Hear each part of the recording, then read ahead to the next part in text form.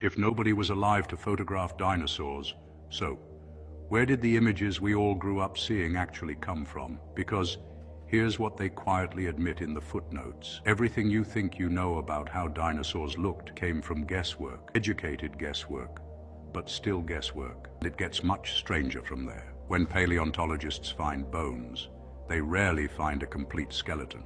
Most dinosaur reconstructions are built from fragments, sometimes as little as a single tooth or a piece of hip bone. The rest is filled in by artists and scientists making their best guess about muscle, skin, color, posture, and behavior. The T-Rex you grew up terrified of? Its posture was completely wrong for over 100 years. It was displayed upright like a kangaroo until the 1990s, when they quietly changed it. A century of wrong. In every museum, every textbook, every film. Nobody got fired. Nobody apologized. They just updated the model. And here's the part that should make you pause for a second. Soft tissue, skin, organs, color, leaves almost no fossil record at all, which means, honestly, every shade of green, every pattern of scales, every roar in every documentary was invented entirely by the person holding the paintbrush. We don't know if they had feathers.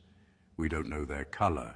We don't know how they sounded, but the museum charges full admission anyway. How much of what you know is reconstruction, and how much is performance? On a young, flat plane model, where the timeline of Earth's history is significantly compressed, the existence and extinction of large creatures becomes a very different conversation. Ancient texts from cultures across the world describe enormous reptiles and serpents living alongside humans, carvings, petroglyphs, temple artwork, not mythology, documentation, from people who had no reason to invent fire-breathing lizards if they'd never encountered something that inspired the image. The Ica stones of Peru, the Acambaro figurines of Mexico, Cambodian temple carvings depicting what looks unmistakably like a stegosaurus, discovered centuries before Western science named the creature. How did ancient artists carve something they supposedly never saw? Either the timeline is wrong, or the story is incomplete.